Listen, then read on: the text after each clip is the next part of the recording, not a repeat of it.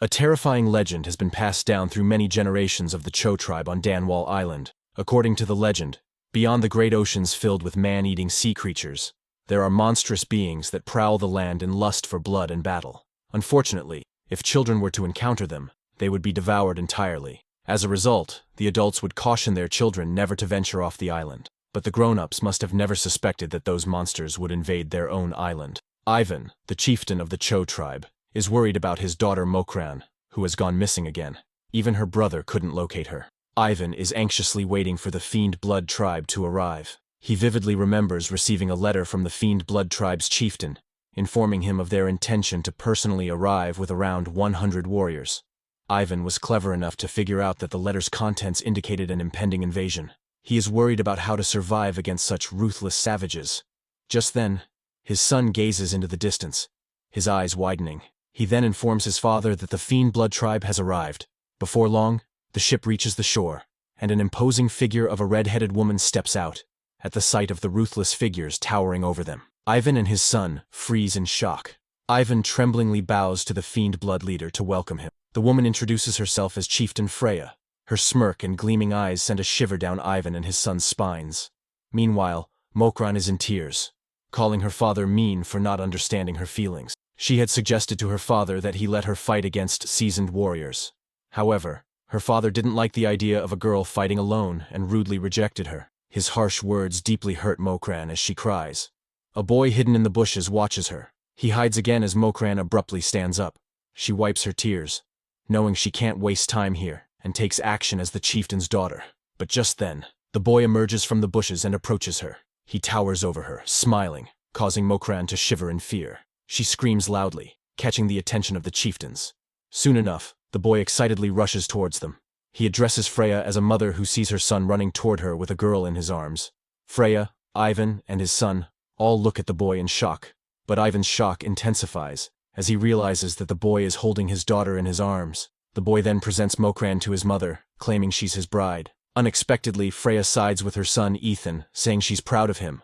She is in tears, saying she can't believe he has grown old enough to get married. Hearing this, Ivan and his son become shocked and aware that it's called kidnapping. Freya then introduces Ethan to Ivan. Ivan extends his hand toward Ethan, who gleefully grabs it and calls him father. This makes Ivan dumbfounded. Mokran's brother immediately takes her from Ethan. Hearing his soon-to-be bride's name causes Ethan to clench his chest, remarking that even her name is lovely. The scene shifts to Ivan, stuck between a rather gleeful Freya and Ethan discussing the wedding. Despite Ivan's silence, they continue planning the wedding. He then reveals to Freya and Ethan that Mokran is only 16. Freya nods, saying Ethan is 18. However, Ivan reveals that their people don't marry at such a young age. Taking them aback, they both approach Ivan with piercing eyes, and Freya asks how long he plans to keep them waiting. Ivan reluctantly says 5 years. Freya then extends her hand toward Ivan as a gesture of newfound friendship between their tribes. Freya then asks Ethan if he can really wait for 5 years. Ethan smiles, saying he must learn to respect the traditions of his bride's family and tribe. Meanwhile, Mokran tends to her father, who apologizes for not being able to refuse the Fiend Blood tribe. Mokran nods, saying he was wise to delay the wedding, and asks him not to worry. She goes back to her room and starts trembling. Even though she's willing to sacrifice, that young man frightens her. He has the eyes of a predator ready to pounce, and his limbs are powerful enough to bind her. Still, she wonders if he even likes her, or if it's just a passing fancy like her father said. The scene fast-forwards to 4 years later. Mokran watches Ethan running toward her happily and waving. She is shocked and wonders how it came to this. A few hours earlier, the tribe was preparing for Mokran's brother's wedding. Mokran was quite excited to eat all kinds of delicious food. Mokran decides to go rabbit hunting in the mountains. As she walks through the village, she overhears people complaining about fiend bloods. The tribe was fed up with them as they did a lot of things to piss them off. Unintentionally, Mokran clenches her bag tighter. The Fiend Blood tribe never once visited during the past 4 years, but is now suddenly tormenting. She wonders if they are here to ensure they get through with the marriage agreement. She shakes her head, pushing her thoughts aside. She soon reaches the mountains and starts hunting rabbits, but to no avail. She sighs, realizing she can't focus at all and must go empty-handed. At this rate, she had wanted to give her sister-in-law a nice wedding gift since she loves rabbits. She suddenly notices crystal flowers. She plucks them and decides to bring them instead. Suddenly, a snake bites her. It starts to attack her once again, but it gets stabbed by a sword. Mokran opens her eyes and finds Ethan inspecting her feet. He leans toward it and starts sucking the venom out. Mokran starts flailing out of his grasp, asking him to wait. Ethan looks at her and wipes his mouth. He then starts licking her wound, making Mokran blush profusely. Mokran watches and realizes that he was trying to suck the venom out. She leans toward him, reminding him that it's snake venom. She then asks if he's all right and if he swallowed it. She inspects his face and sees that he's fine, but still plans to find an antidote. She is cut off from her thoughts as Ethan places his hand on her waist and shifts her onto his chest. All of a sudden, Ethan takes her in his arms and starts walking. Mokran wonders why she's floating in the air and looks up to see Ethan back to the present. Ethan runs toward a glum-looking Mokran who wonders why he came before 5 years. Ethan tells her he was heading toward her brothers to say hello when he ran into. He scans her thoroughly and asks how she's feeling now, to which she says she's fine. Suddenly a rock is thrown toward Ethan and a voice calls out to him, asking him to work with them. He crumbles the rock into pieces, shocking Mokran, and says he doesn't want to leave her. She decides to change the subject and remarks that he has changed a lot, especially his hair. Ethan smiles and says he's been training for 4 years. He opens his shirt to reveal his brawny torso, causing Mokran to avert her eyes. He then says he didn't cut his hair as a token of his hard training. He then shyly asks if she liked him better this way. Mokran wonders if she should tell him to comb his hair, and confesses that he looks dirty, making Ethan teary. Later, Ethan works with the tribesmen quite glumly. Mokran's brother Axel points out to his father that the Fiend Blood tribe hasn't forgotten the marriage, and they agree on a plan. That night, Axel watches the Fiend Blood savages hunt a bird and prepare a bonfire. He is determined to not let Mokran marry one of those dogs. He goes to Mokran's room and explains how they mustn't let their guard down even if the Fiend Bloods have set foot on their land again. She remembers today's events, but she quickly pushes them away and agrees to be vigilant. He then bids goodnight and leaves. Mokran collapses on the bed, sighing. She blushes as she wonders how Ethan could do something so embarrassing without batting an eye. The next day, Mokran finds her hidden weapon. Since her tribe hates warfare a lot, she can't practice it freely in the village. She wishes there was a real warrior to teach her proper javelin throwing. She tries throwing herself, but fails each time. Suddenly, Ethan approaches her from behind and corrects her posture.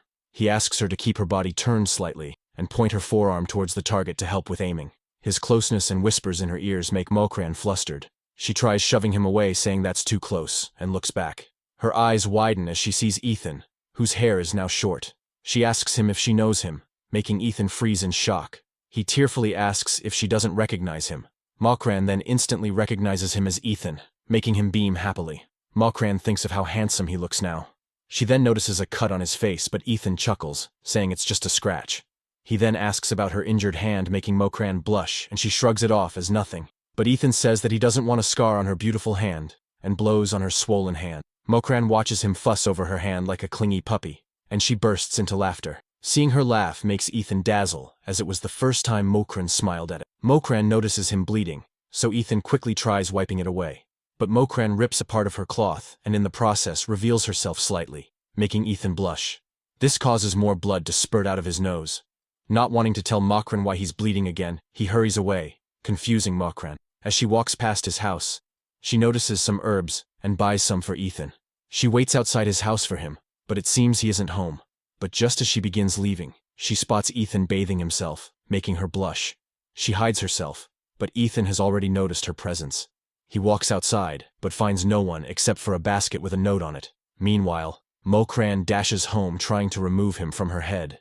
The next morning, Ethan is quite happy while Mokran feels awkward looking at him in the eyes after last night. Ethan hands her a real spear, saying it will work better than the bamboo stick she has been using. Ethan notices her sadness and asks, "What's wrong?" Mokran smiles and says she loves it. Ethan smiles and offers to train her if she likes, confessing that he will always be there for her. Seeing him smile makes Mokran's heart flutter. That night was Axel's wedding. The wedding ceremony was soon held, and everyone cheered for the married couple. Mokran watches Axel and his bride eat a wedding confection that is only reserved for the bride and groom, and hopes to eat it too. She remarks that it must be nice. Ethan asks what she means, to which she replies, "The wedding night," causing Ethan's cheeks to redden. A few days later, Mokran anxiously tries to find out Ethan's whereabouts from the villagers. Ivan claims that he still hasn't shown any intention of leaving, and has been wreaking havoc wherever he goes. Axel informs him that there's a far more serious problem, as it seems Mokran is getting used to having Ethan around. This shocks Ivan, and he decides to take action as fast as they had planned. He then asks Mokran to go with Dan and gather some herbs on the beach near the island. Meanwhile, Ethan is still unable to find Mokran. He finally spots her, but as he approaches her, he finds her happily chattering with Daniel. However, in reality, they were both just leaving for the beach. Nevertheless, it makes Ethan angry, and he vows not to let a scoundrel like Dan lay his paws on his sweet Mokran. He discreetly follows them to the beach. Dan peeks at Mokran, surprised to see how pretty she has become, and wonders what she thinks of him. She is startled out of her thoughts as Dan asks if there's anyone who's caught her interest these days. They both chuckle awkwardly. There was a time when Mokran used to fancy Axel's friend. He was a quiet young lad who was more mature than his peers. However, when she heard the news that he was getting married, she didn't feel anything at all.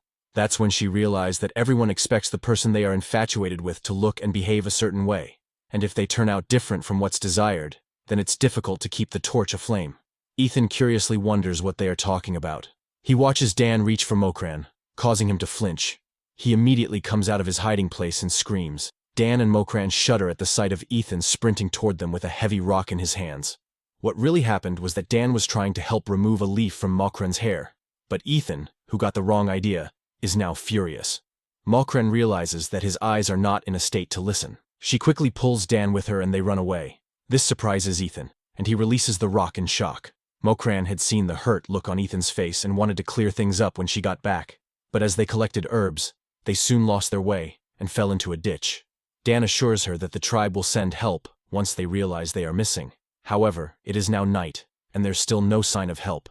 Meanwhile, Ivan and Physician Moon are celebrating the fact that Mokran and Dan are still out there together this late into the night. Mokran knows they have to find a way out themselves, but as she tries climbing her way out, she slips and hurts herself. Dan points out that this isn't like her as she's never been this reckless and has changed. His words make Mokran's eyes widen as she remembers her own words. She wonders if there's anyone who could love her as she is. Out of the blue, an image of Ethan flashes in her mind. She is cut off from her thoughts as Dan grabs her hands and asks her to marry him. He states that Ethan has corrupted her mind and he cannot let her marry him. Mokran tries to release her hands, but Dan is too strong. Dan even tries kissing her, but Mokran tries pushing him away, asking him to stop. Ethan hears her voice and stares in that direction. As Mokran tries to push Dan away from her, she suddenly sees a spear being thrown from outside. She grabs it and hits Dan with it, making him collapse. She stares at the spear and recognizes it as hers. As she ponders, she finds a rope being thrown at her. She climbs her way up and finds no one around, but she is sure that it was Ethan who helped her. A few days later, it is Mokran's birthday. Ivan and Axel give her a gift. They are happy to see their plan working, but things don't look good for Dan. On the other hand, Mokran is sad. Ethan is still nowhere to be found, and she wonders if she has somehow wronged him or if it's because she has changed. She is cut off from her thoughts as a messenger informs Ivan that ships are approaching their port. As they reach the port, Axel informs his father that it's an invasion. Axel then points toward the figure towering above them. Mokran recognizes it as Ethan. Ethan leaps out, causing Mokran to hide behind her father. Ethan stares at them, announcing that it's done. Axel is ready to wield his sword, but Ethan's mood abruptly changes. He presents the ship as Mokran's birthday gift. Mokran finally realizes that this was the reason why Ethan was gone for the last few days. She is cut off from her thoughts as Ethan scoops her up and smiles, leading her toward the ship. As Ethan rows the boat, Mokran pleads with him to be careful or he will capsize them. It is her first time on a boat. Ethan asks her to open her eyes and take a look at the view. She hesitatingly peeks, and her eyes flutter open wide. She can see water around her with several kinds of fish. Nobody has ever told her about the world beyond their island before. Suddenly, the sea waves intensify, causing the boat to sway sideways and Mokran to fall onto Ethan. She closes her eyes and wonders if Ethan would be the one. Just then, a big fish approaches them, but Ethan kicks it away. This brings Mokran back to reality. She realizes they have been surrounded by man-eating fish. This angers Ethan, and he manages to defeat all of them. Mokran immediately comes to his aid and wields her spear toward the fish, killing it. Ethan watches her in surprise. He pulls her toward him and kisses her. Mokran is taken aback by the sudden gesture and asks why he did it. Ethan confesses that he was afraid he was going to lose her at that moment, and just couldn't bear the thought. He apologizes for kissing without asking, and asks if he might do it again. Mokran is surprised but agrees nonetheless. Both Ethan and Mokran return. Seeing their happy faces takes Ivan and Axel aback. Ethan raises a dead fish and announces that Mokran fought and killed it to save his life. That night, Ivan wonders what the wisest course of action is. He is cut off from his thoughts as Ethan suddenly slams open the door. He approaches Ivan, making him fear and plead for no bloodshed. However, Ethan kneels and asks his permission to marry his daughter earlier than agreed upon. Ivan freezes in shock and asks if he has discussed this with Mokran. Confused, Ivan denies it and says he cannot permit this. This marriage is between Mokran and him. Therefore, he advises Ethan to ask for her consent, not his. He is interrupted as Ethan rushes away, saying he won't be long. He is so happy to become Mokran's husband that he doesn't even listen to Ivan's pleas to stop. As he runs toward Mokran's home in heavy rain, Axel watches him angrily from a distance. But when he opens the door, he doesn't find Mokran. He wonders what she could be doing out in this heavy rain, but is cut off from his thoughts as Axel approaches him. Axel asks what life awaits his sister in his village. Taking Ethan aback, Ethan says that he understands his concerns, but he has also witnessed the eyes of those driven mad by greed and ambition. He then leaves to find Mokran, but he cannot find her in the village. He notices her broken spear and turns uneasy, wondering if something happened to her. Meanwhile, at the village smithy, Mokran sighs at her foolishness for being overconfident. After catching that man-eating fish, she started practicing but broke her spear in the process. The next day, Mokran returns to the village, too tired to stay out all night. She notices a worried Ethan who immediately embraces her. This confuses her, and she asks what's wrong. Ethan chuckles awkwardly, saying he's been looking for her all night and then abruptly collapses. Mokran caresses his face, realizing that he's burning up. She brings him to Physician Moon, who tells her that it's just a common cold. Ethan soon regains consciousness and pulls Mokran toward him. Mokran figures that his fever isn't going down. Ethan reveals that he was planning to ask for her hand in marriage because he felt certain that she shared his affection. Hearing this, Mokran's eyes widen in shock. Ethan smiles at her and confesses that he still remembers the first time he saw her. His heart skipped a beat as he'd never seen a more beautiful girl in his life. Mokran's face sulks and she asks, what if she turned dull and unattractive? Would that change his feelings for her? Ethan chuckles and says they wouldn't. He takes her hand in his and kisses it.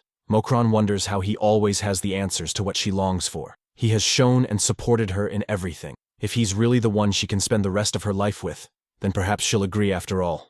Ethan then confesses that he loves her and asks if she will marry him. Mokran's heart pounds heavily, causing her cheeks to redden, and she wonders what's inside her. He then turns to Mokran, saying he heard she had been at his bedside the whole night and thanks her. Mokran fidgets, so Ethan asks if she has something to say.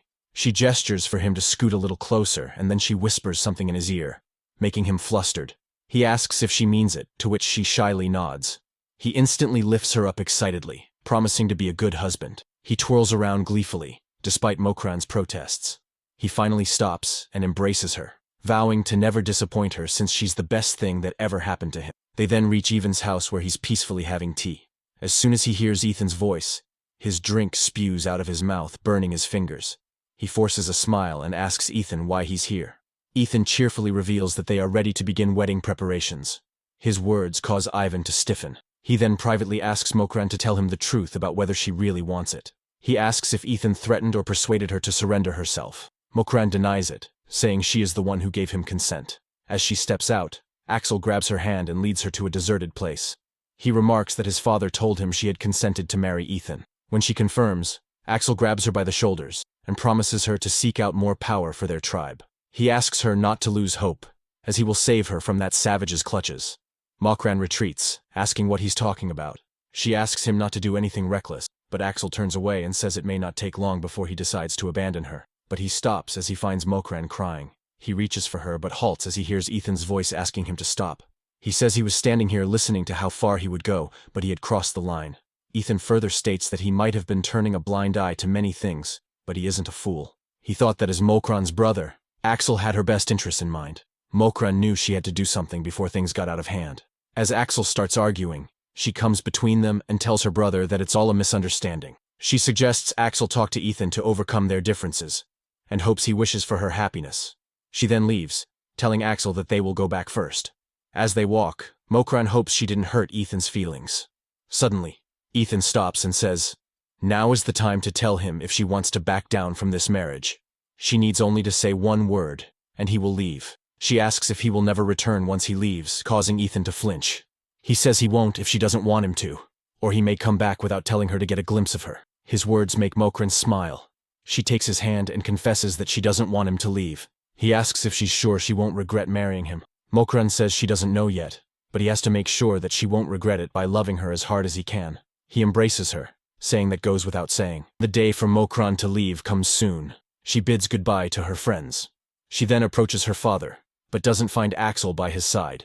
She had hoped to see him before leaving. Ivan wishes her health and happiness, assuring her that Axel will come around. The scene switches to 4 days later.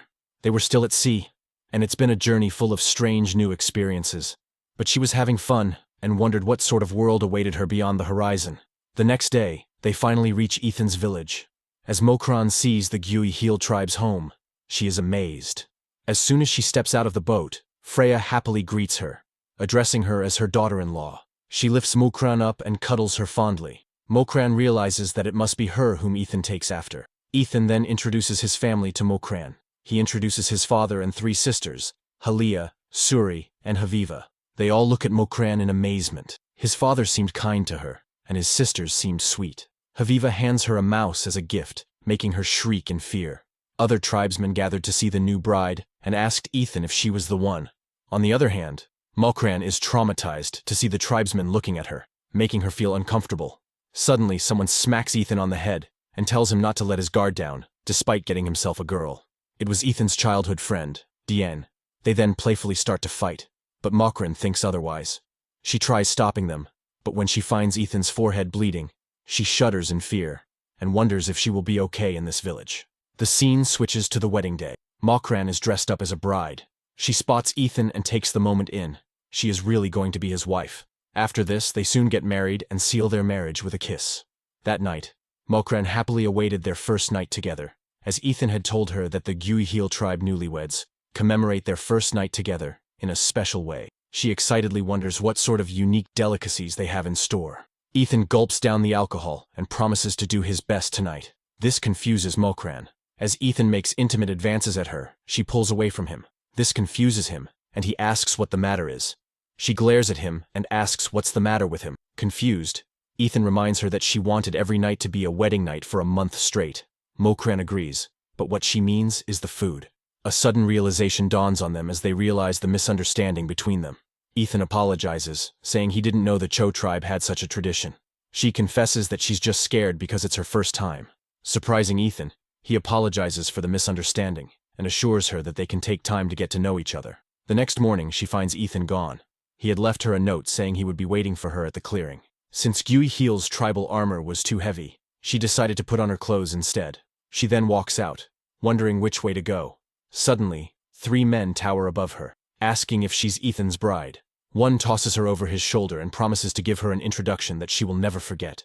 This makes Mokran shudder in fear. They throw her in front of other men who gossip about her. She wonders if Ethan knows there's a band of slavers on the mainland who abduct women and sell them to other men. A man loosens her hair tie. She had thought all members of this tribe were like Ethan, but she thought of how wrong she was. Meanwhile, Ethan hears Mokran scream and rushes in that direction. He finds a crowd of men surrounding Mokran. He reminds them of his warning about how delicate and timid the Cho tribe's people are.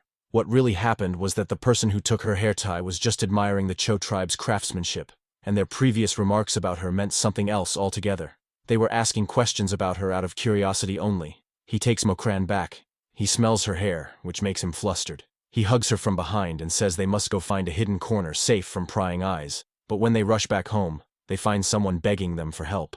Ethan asks Mokran to go inside while he talks.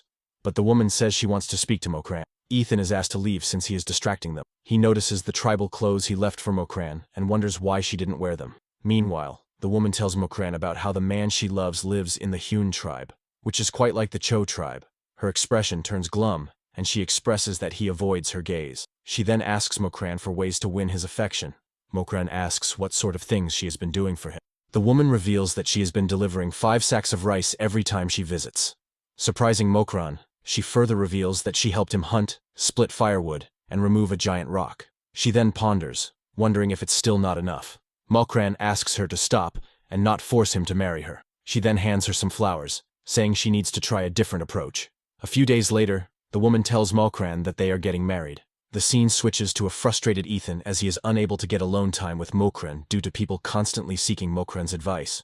The next day, she meets a man from the Hyun tribe. He hands her a gift in return for her advice. More people gather to give her gifts as well, making her smile. Meanwhile, Ethan's friend from the Myeong tribe informs him how the sea creatures around Danwall Island have been restless lately. His friend suggests solving the issue, but Ethan asks him to leave it to him. He then returns home with a wild boar to surprise Mokran. However, she's petrified to see the dead animal and collapses. Later, Ethan apologizes, but she asks him not to apologize because she is the one who needs to stop reacting to every little thing. She then reveals a letter from her family saying she isn't sure what to write back. Ethan asks to take a look, but Mokran hides the letter behind her, saying it's nothing special. She averts her eyes, knowing she can't let Ethan see it, as persuading Axel is only her responsibility. A few days later, Mokran finds the letter gone. Mokran hurries toward Freya and asks if she has seen Ethan, but she says she hasn't seen him all day, and that he is usually in the mountains around this time. Mokran asks if the village children are learning to read and write. Freya agrees, saying it was Ethan who first proposed early education for their children, and that they started out just a few years ago. All the children gather around Mokran to see her, but Mokran notices one of Ethan's little sisters pouting as she sits alone. Mokran then goes to the mountains to find Ethan but finds the place empty. She suddenly hears a voice and runs in that direction. She spots Ethan and embraces him happily, but to her surprise, it wasn't Ethan. She apologizes for mistaking him for her husband, but the man pulls her towards him and smiles, saying fate brought them here today. He confesses that he has become the slave of her love from now on, and wishes to be together. Mokran freezes in shock and reminds him that she's married. He finally stops as Ethan places a sword on his neck, threatening him to unhand her. The man smirks and cheerfully greets Ethan.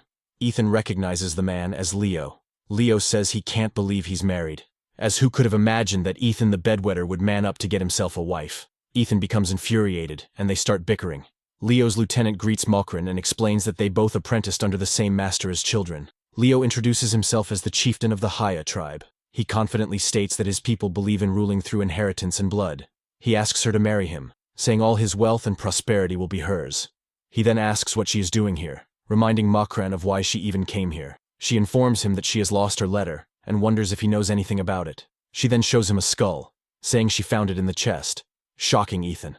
He asks if she must really have found that letter, surprising Mokran. She asks if it was him then, to which he asks if he's a suspect. Now Mokran knows she suspects him, and she turns speechless.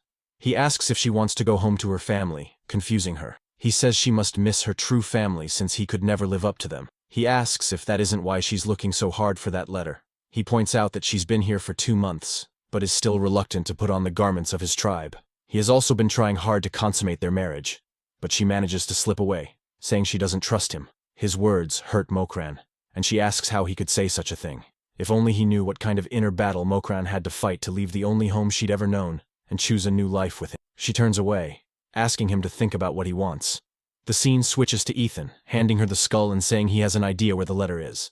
As she follows him, she ponders their married days. She thought their marriage problems would naturally be resolved over time without having to sit down and address them. But instead of fading away, they have grown to drive a wedge between them that they can't seem to overcome. Ethan soon leads her toward a house. They spot Halia, one of Ethan's little sisters, with the letter in her hands. This shocks Mokran, and she wonders why she has the letter. Halia rushes away, and Mokran runs after her, asking her to stop. Ethan tries to stop both of them, saying it's dangerous to go up the mountain in this weather. But they continue running, so he rushes after them. Halia keeps running while apologizing. Mokran spots a cliff near where Halia is running and asks her to stop. It was too late, and Halia started to fall. However, Mokran jumps after her and catches her. Halia accidentally lets go of the letter, but Ethan catches it.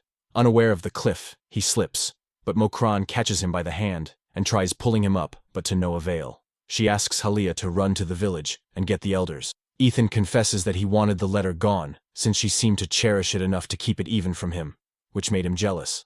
Mokran asks him to stop, making it sound as if these are his last words. Ethan's hands start to slip away, and he promises to try expressing himself carefully, asking her not to leave. Tears fill Mokran's eyes, and she asks why she would leave him. She tells him not to let go of her hand. She says she doesn't need that letter, and asks him to let it fall and climb back up. This makes Ethan smile, but his hand slips away, causing him to fall.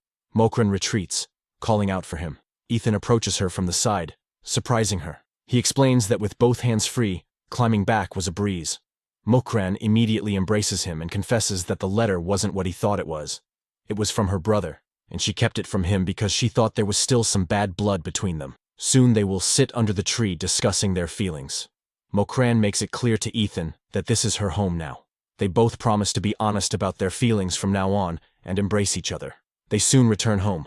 Mokran hopes Halia isn't too shaken up, but Ethan assures her she's fine. They embrace each other, hoping Halia learns her lesson.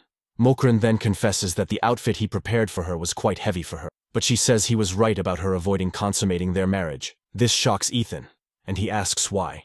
Mokran confesses that she doesn't mind the embraces and kisses, but anything beyond that makes her feel strange all over.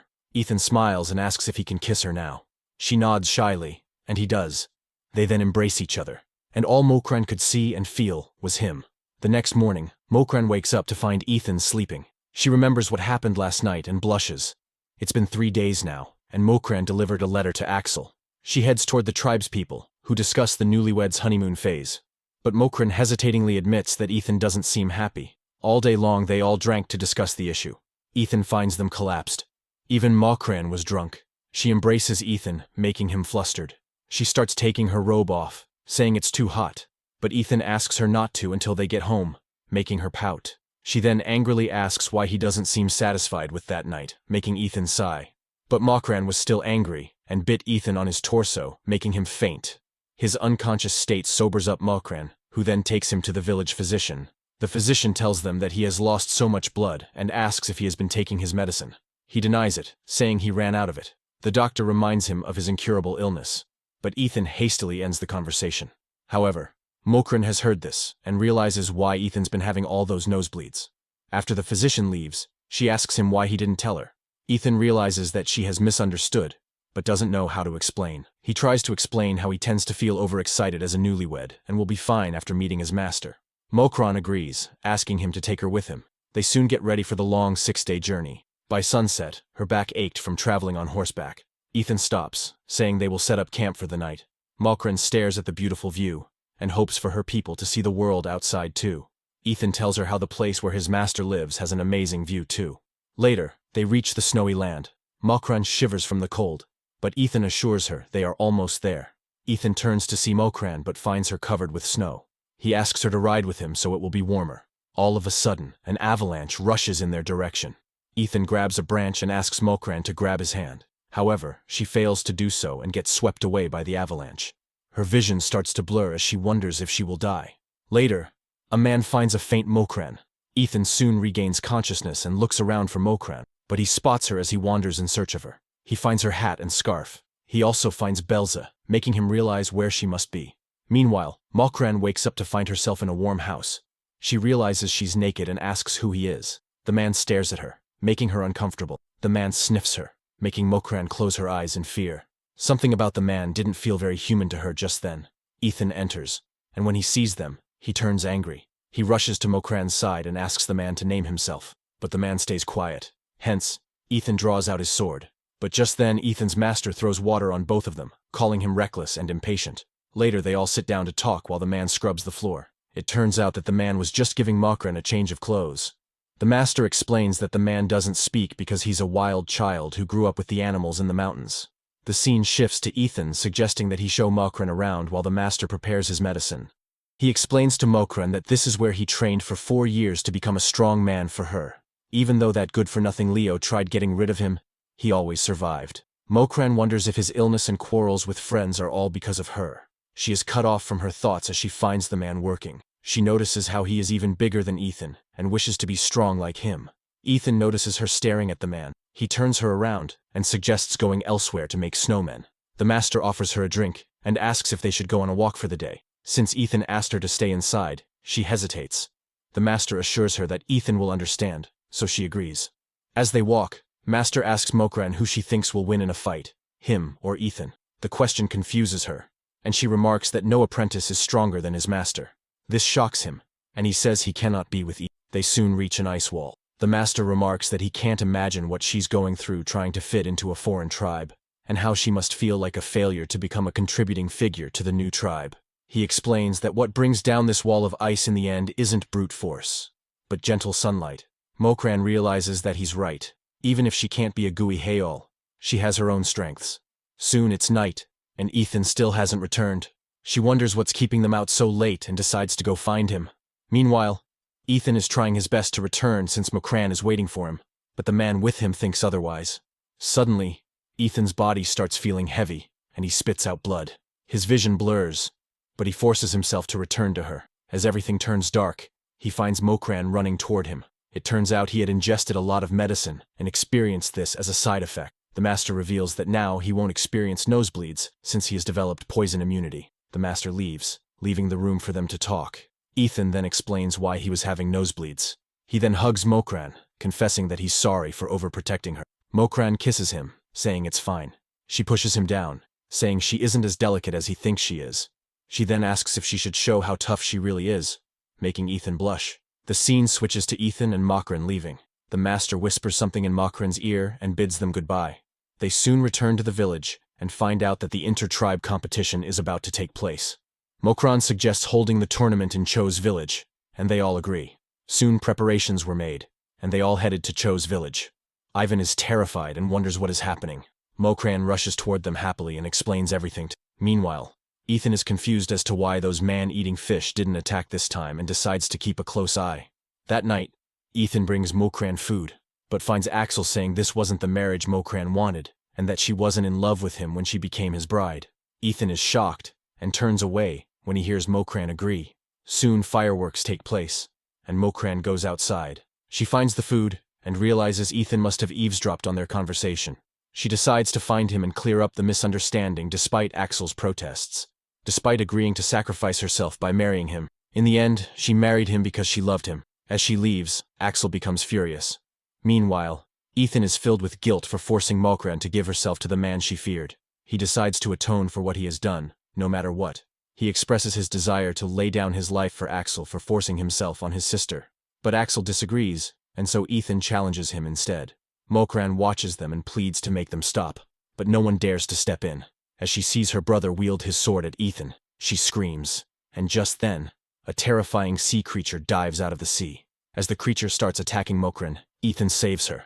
He asks her to guide the villagers to a ship on the other side of the island. While they do what is best, Freya raises her spear and announces roast octopus for breakfast. As Axel and Mokran gather the villagers, Ethan fights with the octopus as Axel asks Mokran to hurry as they have to leave. She stares into the distance, knowing something isn't right.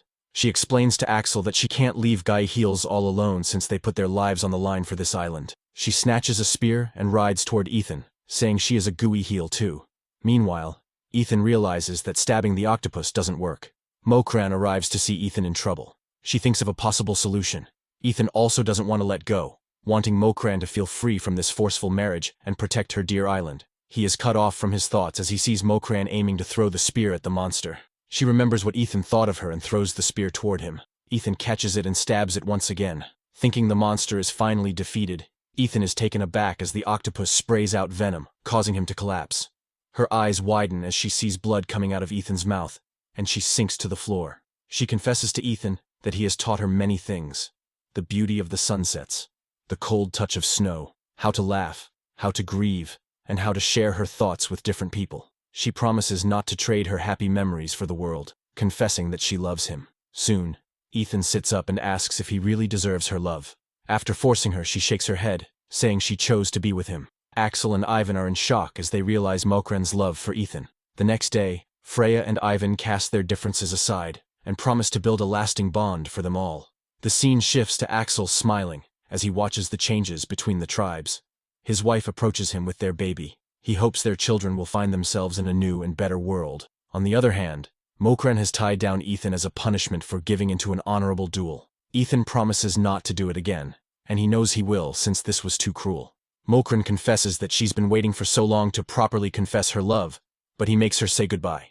She then loosens his ropes, and they embrace each other, confessing their love. A year later, Ivan and Axel go to Gui to meet Mokran. Ivan is now getting used to the fiery temperament of the tribe as he has now realized how great they are once one gets to know them. As Mokran leads them to her home, she says she has a surprise for them. Mokran then leads them to meet Freya. Freya says she is surprised to know Axel arranged this meeting, and she confesses how happy she is that her family is visiting them regularly. Ethan smiles, saying he's happy for her. She then whispers a surprise to him, making him flustered. He hugs her tightly, making Mokran remind him of the baby. He thanks her for being there on the island when they first met, and she smiles, saying it was her line. She then says she is thankful for the dashing invader. They chuckle, deciding to savor the moment as well as the moments ahead of them. With this, the manhwa ends. Love the manhwa? Subscribe for more. Your support makes it all possible. Hit subscribe now!